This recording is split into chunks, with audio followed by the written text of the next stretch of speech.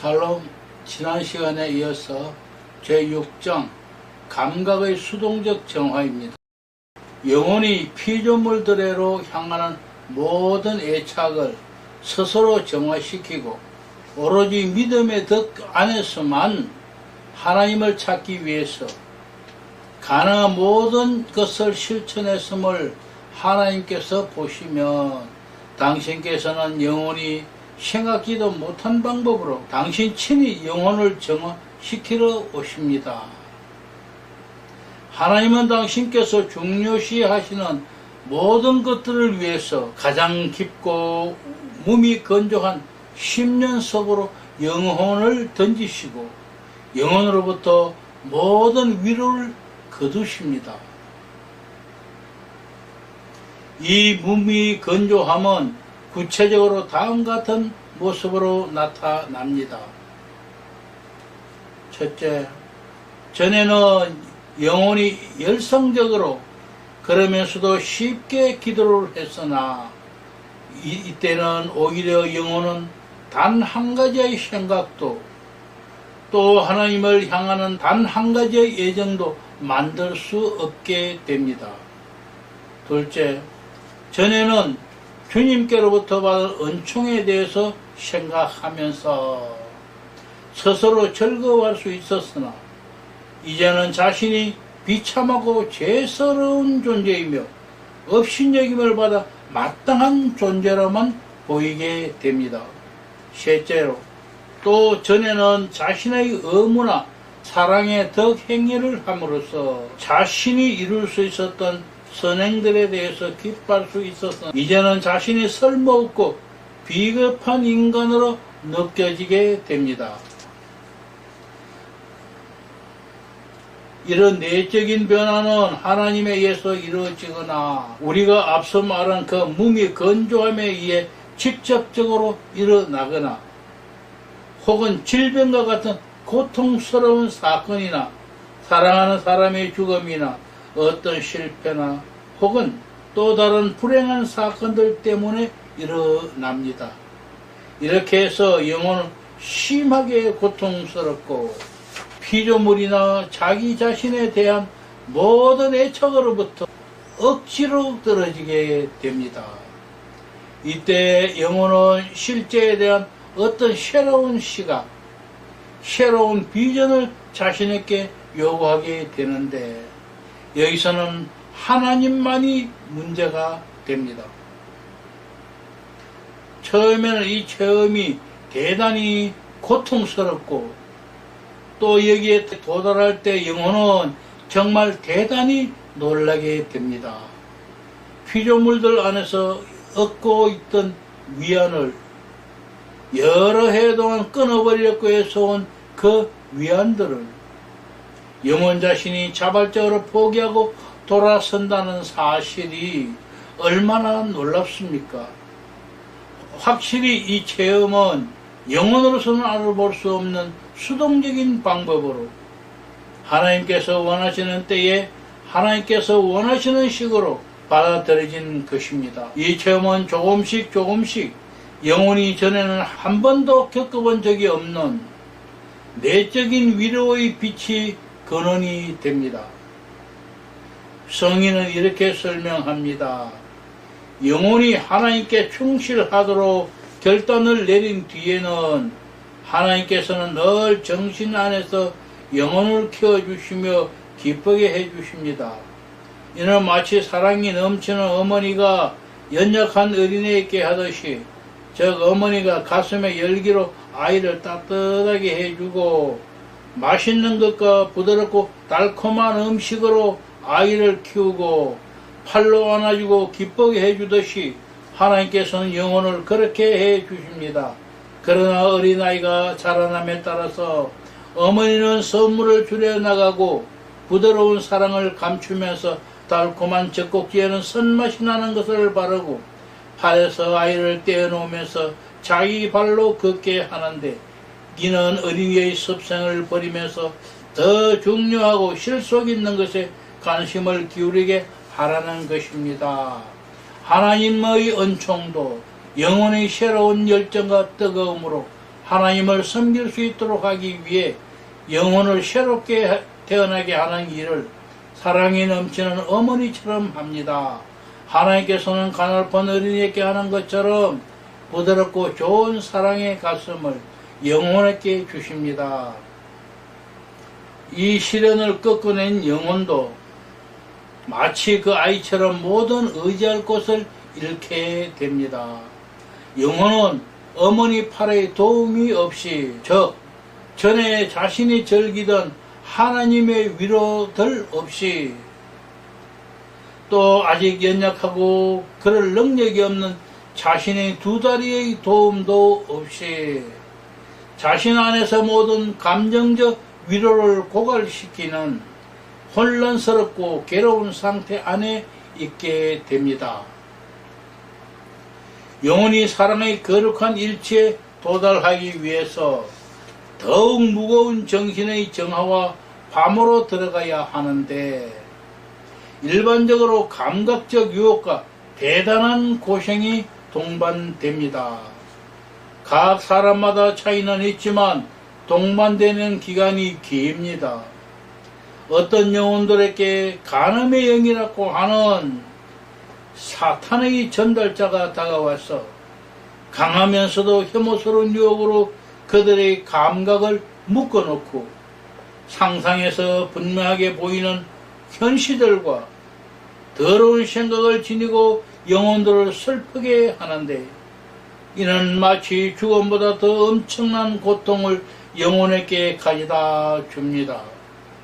또 다른 것이 다가온다면 모독의 영이라는 것인데 영혼의 생각과 지니고 있는 모든 개념들에서 참을 수 없는 모독을 저지르게 됩니다.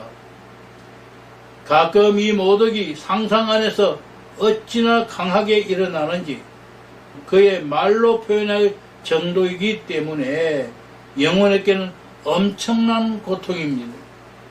또 다른 경우는 혼돈의 영이라고 부르는 혐오스러운 영이 다가오는데 이것은 영혼을 쓰러뜨리는 것이 아니라 수련을 시키려는 것입니다.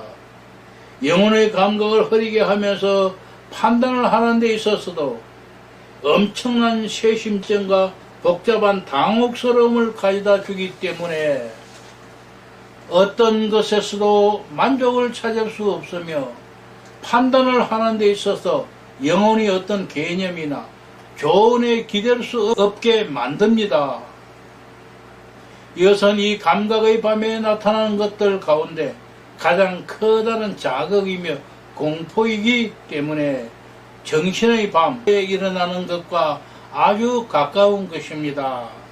간단히 정리하면 일반적으로 오랫동안 계속되는 심각한 감각의 유혹과 영혼의 모든 개념과 상상들을 꿰뚫는 불경스러운 영의 유혹을 동반하거나 또 어떤 때에는 영혼이 쇄심증과 의심 따위 이 밤의 공포를 더 심하게 하는 그런 것들로 가득 채워지기도 한다는 것입니다. 십자가 요한의 영적 근거들에서 우리 안에 계시는 하나님을 향한 사랑의 행위들을 실천함으로써 이 유혹들에 대항할 것을 암시합니다. 우리가 유격이나 분노나 조바심이나 복수심 따위에 무슨 악심의 첫 충동 혹은 첫째 공격을 받으면 그와 반대되는 득행으로 저항하지 않고 다만 그것을 느끼자마자 우리 마음을 하나님과 일체로 들어 높이면서 사랑의 움직임과 행위로 그것을 대면해야 합니다. 사실 영혼은 그런 위험한 상태에서 멀리 떠나 하나님 앞에 서기 때문에 이 영혼이 들어 높인 덕분으로 영혼은 하나님과 일치를 이루게 되고 유혹은 잠잠해지고 원수는 낙담한 채로 다시는 공격할 상대를 얻지 못하게 됩니다. 이 정화 시기는 몸이 건조함은 주로 기도 중에 나타납니다.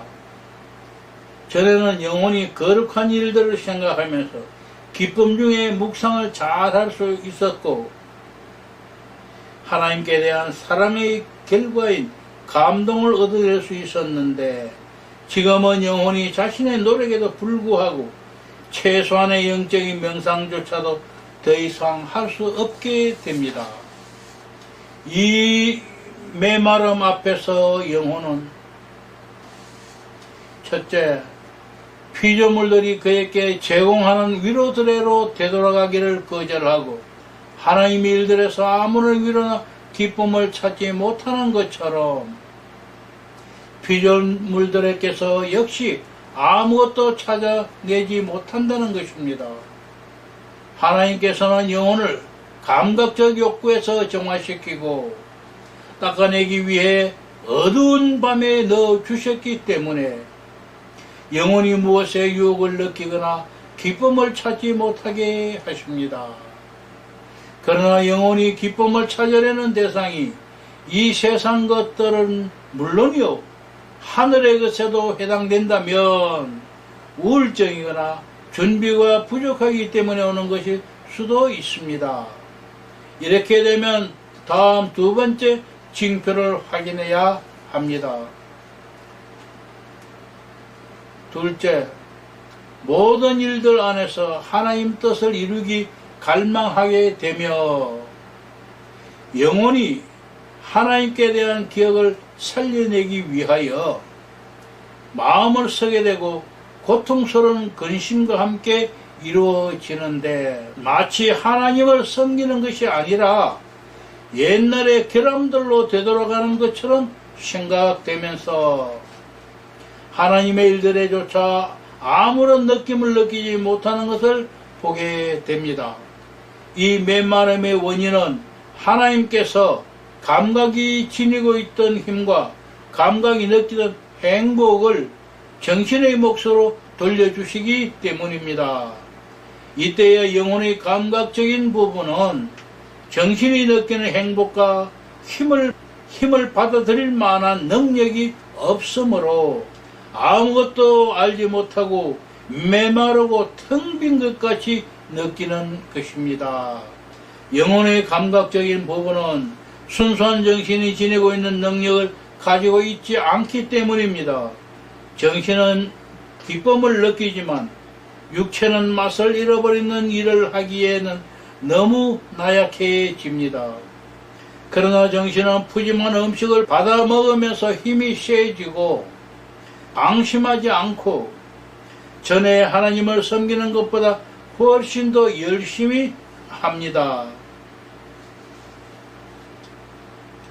관상이란 기도를 하는 사람 자신에게조차 은밀하고 감춰진 것이기 때문에 일반적으로 감각을 비우고 메마르게 하면서 영혼에게는 혼자 조용히 있으려는 갈망과 이끌림을 남깁니다.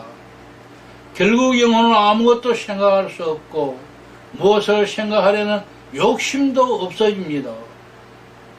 그러므로 이런 일이 일어나는 영혼은 내적은 물론이요 외적인 일을 할지라도 포기하고 거기에서 무엇을 해결하려 하지 말고 고요하게 머무를 줄 알아야 합니다. 마음을 쓰지 않고 한가하게 있는 가운데 영혼은 즉시 내면으로부터 어떤 힘이 솟아오름을 아주 미묘하게 느낄 것입니다. 관상이란 영혼이 애를 쓰지 않거나 한가할 때 이루어지는 것이기 때문입니다. 이는 마치 공기와 같아서 손으로 움켜쥐려 한다면 어느덧 빠져나갑니다. 하나님께서는 영적인 영혼을 만드시기 위해 말씀하십니다. 첫째, 계속 규칙적으로 또 열심히 기도에 열중하게 됩니다. 그런데도 몸이 건조함이 그대로 계속된다면 그것은 그 시련이 하나님께로부터 오는 것이라는 증거이고 따라서 그것은 새롭고 더 완전한 하나님과의 관계로 영혼을 인도하는 축복받은 몸이 건조함, 하나님의 사랑에 대한 수동적 관상의 문미 건조함이라는 증거가 됩니다. 영혼이 아무리 노력을 기울여서 무엇을 해보려 한들 상상의 감각 안에서는 더 이상 사색을 할 수도 묵상을 할 수도 없다는 것입니다. 하나님께서는 전에는 개념들을 종합하거나 분석하는 사색을 통해서 하던 것처럼 감각을 통해서 영혼을 사귀셨으니 이제는 더 이상 감각을 통해서가 아니라 순수한 정신을 통해서 사귀십니다. 여기에서 영혼은 사색에 들어가지 않고 점진적으로 단순한 관상 행위를 통해 하나님과 사귀게 됩니다. 이제 영혼의 낮은 부분의 내적이고 외적인 감각들로는 관상에 이를 수가 없습니다. 결과적으로 상상이나 환상은 어떤 생각을 하기 위해 더 이상 기댈 곳이라고는 없으며 더 이상 발걸음을 앞으로 내딛지 못할 것입니다. 감각의 정화에서 뒤로 되돌아가지 않습니다. 관상기도에 들어가면서부터는 영혼은 감관의 능력들을 가지고는 절대로 사색을 할 수 없기 때문입니다. 그럼에도 불구하고 앞으로 나아가려면 더욱더 열심히 관상기도에 머무르려고 애를 써야 하며 감각적인 일에서는 손을 떼야 합니다. 오직 하나님께서만 이들을 수련시키기 위해 낮춰주시기 위해 욕구를 바로잡아 주시기 위해 이 정화의 밤에 넣어주시는데 그들의 영적인 일들에 대해 있어서는 더 이상 더러운 달콤한 맛에 매달리지 않게 하려는 것입니다. 그러나 이들이 관상의 길을 따라가지 않으면 하나님께서는 관상이라고 하는 당신의 삶에 그들을 넣어주시지 않습니다. 하나님이 자기를 사랑하는 자들을 위하여 예비하신 모든 것은 눈으로 보지 못하고 귀로 듣지 못하고 사람의 마음으로 생각지 못하였다 함과 같으니라. 감각의 수동적 정화는 우리 생활을 위한 계획의 근원이 이기심이라는 것을 알게 해 줍니다. 이 단계에서 우리가 만족을 원하는 욕망들을 떠나보내고 나면 우리는 영구한 평화의 길로 나아가게 됩니다. 이때에도 흥분시키는 생각과 감정이 일어나기는 하지만 이것들은 더 이상 감정적인 혼란으로까지 이어지지는 않습니다. 우리 감정의 계획이 좌절될 때마다 타올랐던 고통스러운 감정들을 참아내기 위해서 쏟아내는 큰 에너지들을 이제는 우리와 함께 살고 있고 또 우리가 봉사해야 하는 사람들을 위해 유용하게 활용할 수 있게 됩니다.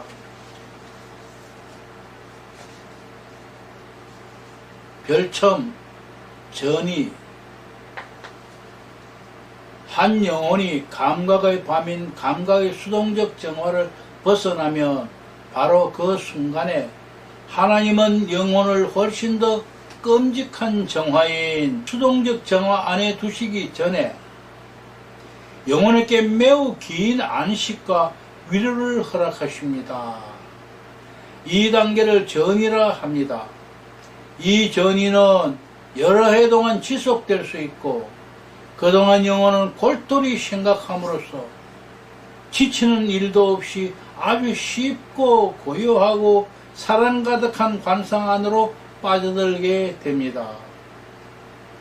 이 내적인 즐거움은 영혼이 이 단계에 머무르는 동안 자신의 영 안에서 맛보게 되는데 이 내적인 즐거움은 감각들에게까지 미치게 되고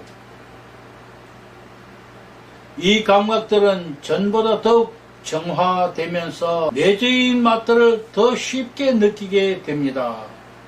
그럼에도 불구하고 여기서도 아직 정화가 불안정한 상태이기 때문에 영혼은 여러가지 시련들과 몸이 건조함, 유혹들과 어두움, 그리고 때로는 전에 당했던 것보다 더 심한 괴로움들을 감수해야만 합니다. 그러나 이런 어려움들은 겨우 몇 시간 혹은 며칠 동안 계속되면서 앞으로 닥쳐올 영의 수동적 정화를 예고해 줄 뿐입니다. 이 시기 동안 영혼은 하나님과의 일치의 길에서 자신을 엄청나게 후퇴시킬 수도 있는 치명적인 잘못인 이제는 자기가 성인이라고 착각하는 환상에 떨어질 수 있습니다. 이것이 바로 십자가의 성 요한이 지금까지 모든 노력들과 그때까지 일상적인 은혜들이 하나님과 일치해 있어서 사랑의 순수함 안에서 좋은 결과를 만들어내지 못했음을 상기시키면서 맹목아리만큼 강하게 영혼을 현실화로 되부르는 이유입니다.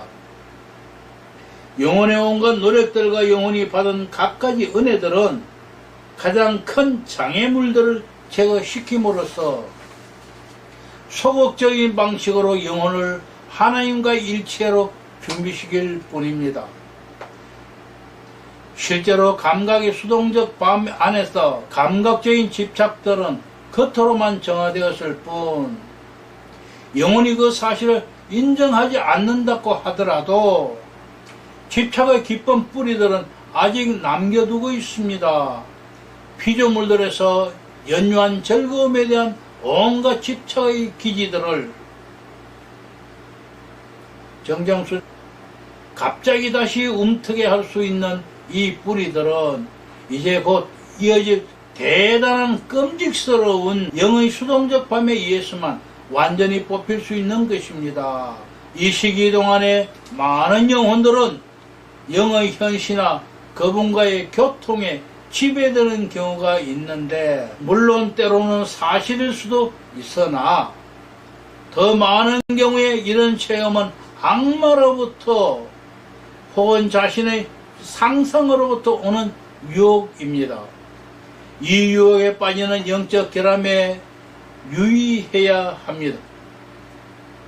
십자가 요한은 나아간 이들이 지니는 두 가지 결함을 말합니다. 하나는 습관적인 것이고 다른 하나는 일시적인 것입니다. 습관적인 것들은 마치 깊은 뿌리처럼 감각의 정화가 이루어질 때 제거시킬 수 없었기 때문에 아직도 정신에 남아있는 불완전한 습관이고 애착들입니다.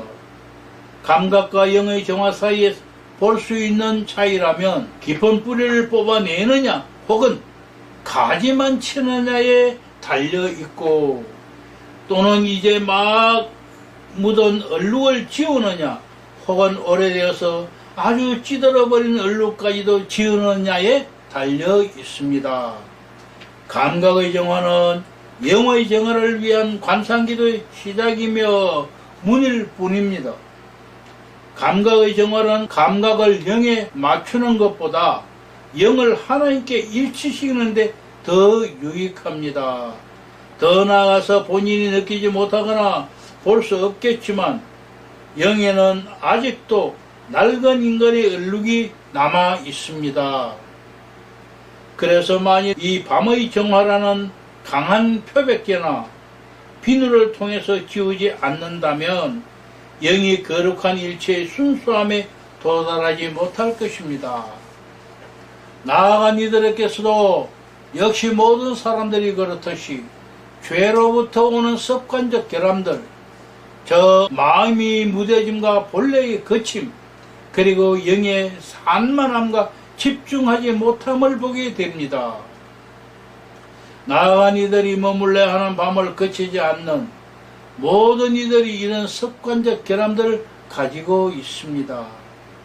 이런 결점들을 가지고 있는 이들은 사랑을 통해 이루어지는 일체의 완전한 일치에 머물 수 없습니다. 나아간 이들이 모두 한결같이 같은 방법으로 일시적인 결함에 빠지는 것은 아닙니다. 감각으로부터 아주 쉽게, 즉 밖으로부터 손쉽게 영적 보화를 가져오는 이들은 초보자들이 빠지기 쉬운 위험에 빠지고 커다란 장애물을 만납니다. 이들은 영이나 감각으로 일종의 영적인 지각들과 영적인 은총들을 많이 얻게 되기 때문입니다. 여기서 또한 영적이고 상상적인 많은 현실들을 보게 됩니다. 달콤한 감각들을 즐기면서 나아간 이들의 대열에 들어가려는 이들이 이러한 현상들에 자주 빠지게 됩니다. 그래서 이런 영혼들에게 악마와 자기 환상은 아주 쉽게 눈속임이 되기도 합니다. 이런 때에 악마는 아주 커다란 기쁨을 가지고 앞서 말한 환상과 환청들을 느끼게 하고 충동질을 합니다. 더 나아가서 이런 이들은 이런 환청이나 환시들에 대해 강하게 신앙 안에서 자신을 보호하거나 그러한 것들을 단념할 수 있는 아무런 신중함을 가지고 있지 못하기 때문에 악마들은 아주 쉽게 이들을 황홀경에 빠지게 하고 속입니다. 이런 때에 악마는 많은 이들에게 헛된 보임과 거짓된 예언들을 믿게 합니다. 이런 상태에 놓이게 된다면 악마는 이들에게 이런 환청과 환상들이 마치 성인들이나 하나님께서 말씀하신 것처럼 받아들이게 하려고 애를 쓰며 자신의 환상을 믿도록 하려고 힘을 쓰거나 여기에서 악마는 이들을 자부심과 교만으로 잔뜩 부풀게 합니다. 이런 헛됨과 우쭐함에 빠진 이들은 마치 탈원에 빠지거나 다른 어떤 발현이라고 본 것처럼 자신들의 외적인 행동이 거룩하면서부터 오는 것으로 보이도록 하렸고 외적인 행동을 서슴지 않고 감행합니다. 이들은 결국 모든 덕들의 파수꾼이며 열쇠인 거룩한 두려움을 잃어버린 채 하나님께 대담하게 행동을 합니다. 이들 가운데 많은 이들은 엄청난 날조와 속임수를 만들어내며 올바른 정신과에서 비롯되는 순수한 길을 따라가는 것을 의심스럽게 할 정도로 자신을 망쳐버립니다. 이들이 이런 영적인 감각과 느낌들을 틀림없는 것으로 여기면서 자신의 여정을 시작할 때에 결국 이들은 초라하게 되고 말 것입니다. 나아간 이들이 지니는 결함에 대해서라면 말할 것이 없이 무척 많고 또한 이들이 몇 가지 환각들을 체험하면서 자신들이야말로 처음보다 훨씬 더 영적인 사람이 되었다고 생각하기 때문에 얼마나 치유되기가 힘든지 말해야 하지만 그냥 두고 싶다고 십자가 요한 성인은 말합니다. 요역에 넘어가서 이제는 성인이라는 환상은 영혼들 안에서 더 강해지고 인간이나 하나님께 대한 경외심을 잃어버리는 지경에까지 영혼들을 끌고 갑니다. 그런데 사실상 이 하나님께 대한 경외심이야말로 모든 덕들의 열쇠이자 보호자입니다. 이러한 현상들 앞에서 올바르게 처신하는 방법은 십자가의 성 요한이 우리에게 가르멜의 산길 2권에서 실정이 날 정도로 되풀이하는 바로 그 방법이고 영혼이 받게 되는 무엇이든지 그 방법이 무엇이 될지라도 즉 초자연적인 방법이 될지라도 분명하고 확실하게 하나도 빼놓지 말고 단순하게 그리고 즉시 영적 지도자에게 말해야 합니다. 요약하자면 영적 지도자들에게 의지하는 방법입니다. 영적 지도자들은 영혼들이 저 초자연적인 것들로부터 눈을 돌리도록 좋게 다이르면서 앞으로 나아가기 위해서라면 그런 것들에 대한 욕심이나 마음을 어떻게 비워야 하는가에 대한 가르침을 주면서 신앙 안으로 영혼들을 이끌고 가야 합니다. 그리고 이런 초자연적 현상들을 체험한다는 것이 무슨 공로가 되거나 흠이 되는 것이 아니기 때문에 하늘에서 주어지는 수많은 초자연적 현시들과 그리고 은총들을 가질 수 있는 것보다 애덕으로 실천한 의지의 행위나 노력이 하나님의 눈에는 훨씬 더 고귀하다는 것을 알려주어야 합니다. 영적 지도자들은 이런 사실들에 대하여 아무 상관없는 수많은 영혼들이 그런 초자연적인 현상들을 체험한 영혼들에 비해 비교할 수 없을 정도로 훨씬 더 앞으로 많이 나아간다는 것을 가르쳐 주어야 합니다. 십자가 요한 성인은 가르멜의 산길 3권에서 또 이렇게 덧붙입니다. 영혼은 상징적이건 다른 종류의 지각들이건 혹시 현시들, 환상들, 영적인 느낌들 혹은 계시적이건 상관없이 위로부터 오는 모든 지각들 안에서 영혼이 애써야 하는 것은 단지 자신에게 내적으로 일어나는 하나님의 사랑을 얻으려고 하는 것입니다. 영혼은 이 지각들에 대해서 글자 하나하나 껍질까지도 문제를 삼지 말아야 합니다. 다시 말해서 무슨 뜻이 담겨 있고 무엇을 가르쳐 주려는 것이며 무엇을 알게 해주는가에 대해서 관심을 기울이지 말라는 것입니다. 이런 방식으로 아무런 기쁨도 부러움도 형상도 없는 영적인 느낌들에 끼어들지 말고 단지 영혼에게 가져다주는 사랑의 느낌에만 관심을 기울여야 합니다. 우리는 지금 바로 무와 전의 한가운데에 와 있습니다. 참으로 단순하고도 적나라한 믿음의 덕, 소망의 덕, 사랑의 덕의 훈련 한가운데에 와 있습니다. 하나님 앞에서는 다른 것들은 모두 가치가 없습니다. 하나님께서 원하신다면 당신께서 영혼을 그가 영의 수동적 정화라는 터널을 통과하는 동안에 이 지점에 다다르도록 이끌어 주시고 하나님은 유일한 안내자인 신앙의 등불을 영혼에게 남겨주십니다. 감사합니다.